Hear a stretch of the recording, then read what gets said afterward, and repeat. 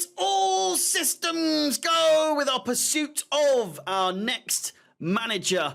News seems to be coming from all angles now at the moment, with no true front runner as of right now. With that said, we've been linked with a number of coaches. Ladies and gentlemen, boys and girls, it's... I don't know. I don't know a clock. I just don't know. Kieran McKenna, not seemingly everyone's cup of tea. Many claiming that his championship experience and no matter how well he's done, people just aren't impressed enough that he is of the level or the standard of being able to take on not only a Premier League side, not only a European Cup competing side, but a Chelsea side in the midst of a rebuild. Is that really, is he really the kind of candidate that we want in this situation? Again, people comparing it to similar levels to that of like a Graham Potter again, where it's like you're entrusting someone with very little to no experience on an elite level to do what an elite level manager is there to do. Is that too much pressure for a man that has just gotten Ipswich Town promoted, that conversely was voted manager of the season of the likes, ahead of the likes, of Pep Guardiola and Mikel Arteta? The Athletic today spoke on it, saying that Kieran McKenna, he's refined, calm, and a master tactician. He became an elite manager, he can become an elite manager. It was recognised at the LMA Awards on Tuesday night when he won the Manager of the Year award, beating both Pep Guardiola and Mikel Arteta. So again, I'm asking you, why not? Why not Kieran McKenna? Clearly, he has something going for him, but the fact is that from what I have seen, and the feelings I have myself, is that it's just too big a jump. He may end up becoming one of the best in the world at some point, but I believe it is too much of a jump from Championship to Europa League to Premier League. The leap may prove too big. Maybe not. I don't know. But when we're struggling as it is to establish ourselves under this new ownership, do we think to start why do we think to start over and over and over again? We just go up a little bit, just a little bit, and then no, we've had enough. We've had enough of persevering. We've had enough of progressing. We've had enough. Experience is imperative in this scenario, both with players and also the head coach.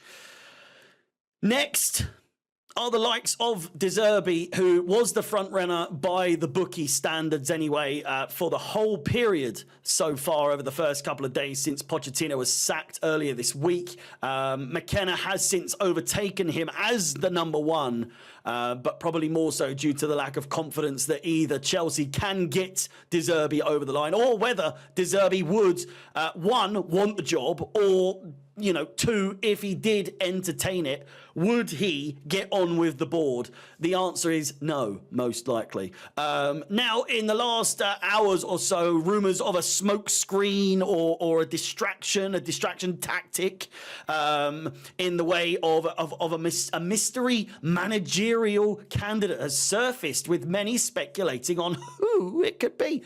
Who could it be? The likes of Thomas Frank, already considered a candidate. Maresca, much the same. Hones, not a candidate.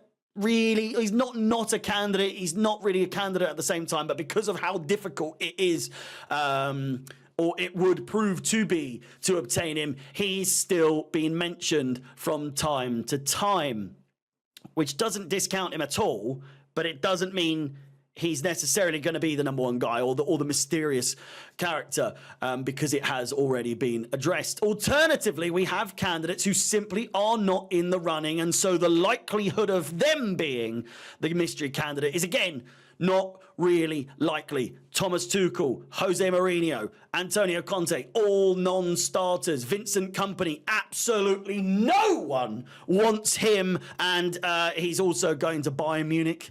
Somehow, I don't know, you lose, you get relegated and you Bayern Munich want you. How?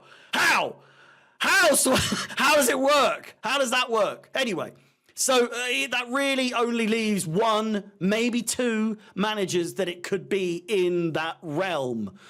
And that is one, I've already said it, but Robert De Zerbi, who again, I would discount him as a current candidate in the public eye because of there's a lot going on that would suggest that he's not gonna be the guy. I think he's probably the guy.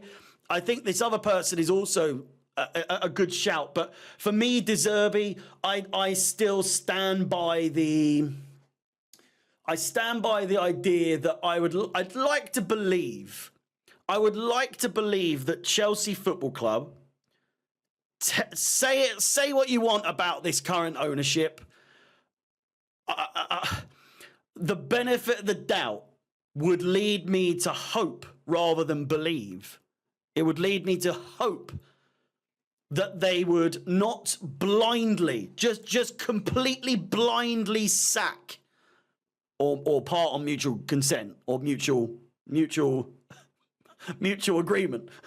But to part on mutual agreement or sack him, to do that blindly with no one man or woman, but one man or woman, there to sort of be like the guy, to blindly go into it. And I know we've got the whole summer window, but to blindly go into this sort of thing thinking, yeah, we'll get someone.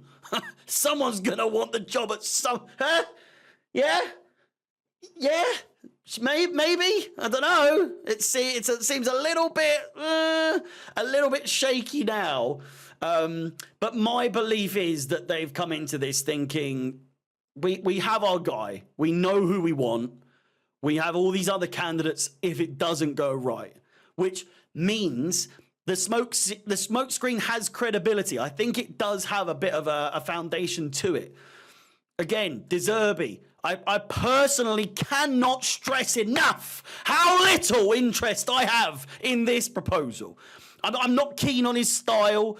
I'm not sold that he is actually as good as everyone makes out. And above all else, I do not want yet another Brighton-related acquisition at Chelsea Football Club. I'm done with it. I've been done with it. It's so old now. It never works. Well, I mean, it's just so... It's so backwards thinking. I don't want to be Brighton 2.0 anymore. It's so tiring. It's so tedious. This is a guy who thinks that Mudryk, if anyone remembers, I saw it today and it reminded me of when he said it. Back in 2022, he said that Mudryk can win the Ballon d'Or. For those that remember him saying that, irrelevant altogether, but still, steer clear at all costs, I say. Which leaves one man.